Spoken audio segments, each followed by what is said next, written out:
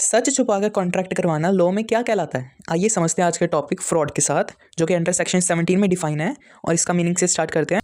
Intentional deception done to induce another person to enter into a contract. Intentional deception का मतलब क्या हुआ?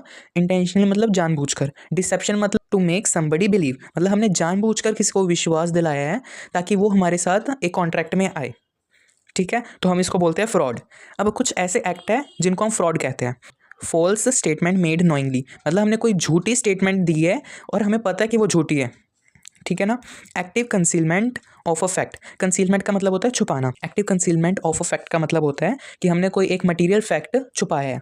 Promise made without intention to perform, इसका मतलब कि किसी एक ने दूसरे को प्रॉमिस किया बट उसकी कोई इंटेंशन नहीं है परफॉर्म करने की, तो ये भी फ्रॉड माना जाता है। Any act fitted to deceive, इसका क्या मतलब हुआ कि कोई भी ऐसा एक्ट जो किसी और को विश्वास दिला के कॉन्ट्रैक्ट में लेके आ रहा है बट वो झूठ है, तो ये भी फ्रॉड है। एनी एक्ट और omission declare fraudulent by law, कोई भी ऐसा एक्ट या ओमिशन, ओमिशन मतलब कुछ ऐसा ना करना जो कि लॉ ने कहा है कि ये फ्रॉड है, तो वो भी फ्रॉड ही माना जाएगा। Important point, exam point of view से वेरी इंपॉर्टेंट है। साइलेंस को हम फ्रॉड नहीं कहते except in this two cases, जहाँ पे there is a duty to speak, मतलब जहाँ पे किसी को बोलना चाहिए था सच बट वो नहीं बोला, मतलब चुप रहा वहाँ पे।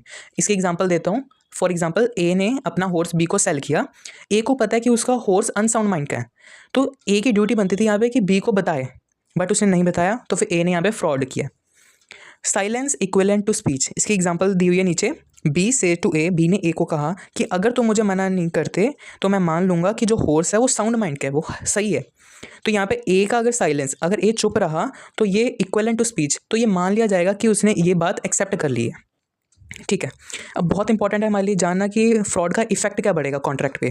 कॉन्ट्रैक्ट जो है वो वॉइडेबल बन जाएगा किस पार्टी के ऑप्शन पे? एग्रीड पार्टी के ऑप्शन पे। ठीक है, एग्रीड पार्टी इस कॉन्ट्रैक्ट को रिजाइन भी कर सकती है, रिजाइन मतलब कैंसिल भी कर सकती है कॉन्ट्रैक्ट, और उसके बाद डैमेजेस भी क्लेम कर सकती है अगर उसको कोई डैमेजेस हुई है। होप करता हूँ गाइज आपको आज का टॉपिक अच्छे से समझ आ गया होगा। तो ऐसे ही सीए फाउंडेशन लॉ के हाई स्कोरिंग कॉन्सेप्ट्स के लिए फॉलो जरूर करना।